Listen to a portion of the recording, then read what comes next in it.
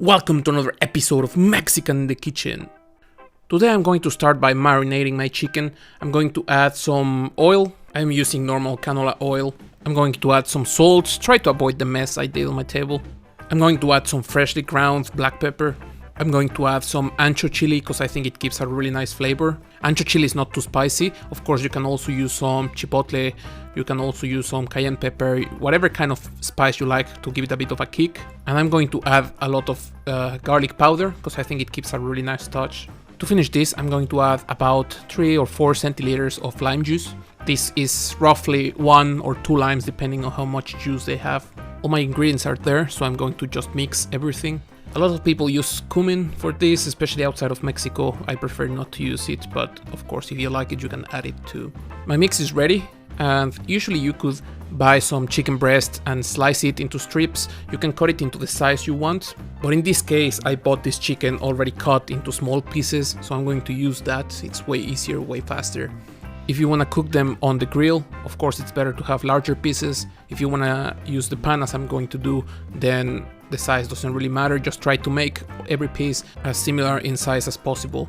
Once you're finished with your chicken, you can use it right away, or you can put it on the fridge for a couple of hours just to let everything soak in. Rest of the ingredients is quite simple. It's bell pepper, green and red, and some onion. Of course the amount of onions is depending on the size, but make it roughly the same of every ingredient. Also, I just cut this in strips. Try to make the sizes roughly the same size. It's quite easy, quite simple. You can also chop it into cubes if you prefer. It's up to you. I have my pan on a 4 out of 6, so it's medium high fire. I'm not going to add oil because our marinade already has some oil. I'm just going to throw our chicken into the pan. Make sure your pan is ready. We want to hear some sizzling, and we'll just cook the chicken. We want it to be almost done. Make sure you move your chicken from time to time. We don't want it to burn. We don't want it to cook unevenly. Just keep moving it. You'll notice that your chicken starts to getting this brown, really golden color, really nice. At this point our chicken is ready, and I'm going to take it out, put it in a separate container, keep it on the side. I have my pan on a 4 out of 6 again. It's really warm already. I'm going to throw my peppers in there, and I'm just gonna keep moving them. This is going to be a quite quick process. We have to appreciate the colors you can see here. This is a really nice dish because it tastes great, but it also is a dish that is visually very nice, very pretty with a lot of color. And after a couple minutes I'm going to add my onion already. Especially if your pan was already quite hot, then this is going to be a really quick process. It's just maybe 5-10 minutes. Everything will get cooked quite easily. Just keep moving them. We want to keep an eye on the onion because it will very quickly start to turn into this brownish color. If you burn it, onion can become very bitter. For the vegetables, I'm just going to add some black pepper and some salt. They don't really need anything else. The contrast of flavor from the red and green pepper with the onion, it just works together. You don't really need much seasoning for them. After 5-10 minutes, this is how my dish looks now. You can see the brownish color of the onion. It's starting to get there. These onions taste really nice when they get to this point. And this is when we want to add the chicken. Once we add our chicken, we'll just mix everything for a few minutes. And usually I would do the chicken and the vegetables at the same time on the stove.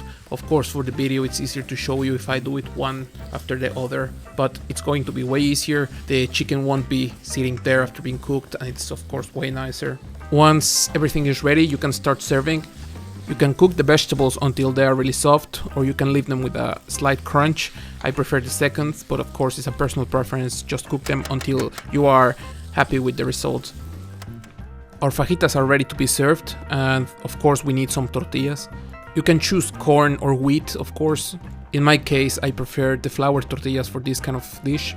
The thing is that I've seen some people use flour tortillas straight out of the package, and that seems a bit weird for me.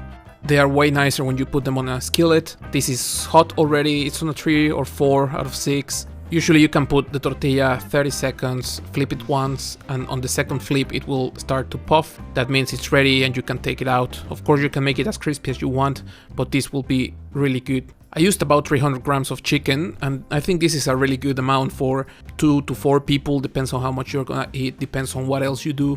What I would usually do is to put this in the middle of the table so everyone can serve and take whatever they want. I would put some tortillas also next to it.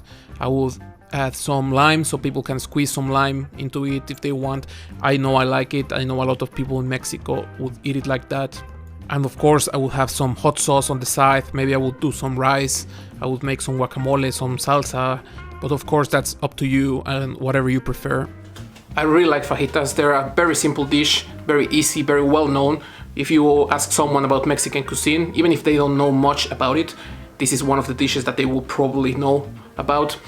You will find it in a lot of Mexican restaurants on the outside of Mexico. You will also find it in a lot of Tex-Mex because it's kind of a bit of a mix. You will also find it with a lot of this taco mix with a lot of cumin, which we use, but it's not that we use it so much as people might think. Probably on the border is a bit more widely used. And I like it without the cumin. If you want to add it, if you want to have those taco mixes, you can do it, of course. For me, this is very simple, very easy to make, very authentic. You can also top these with some hot sauce you like, some salsa macha, some green sauce, some habanero sauce, it doesn't matter. So I hope you like it. I hope you try it at home. Press like, subscribe, all those kind of things, and see you in the next one.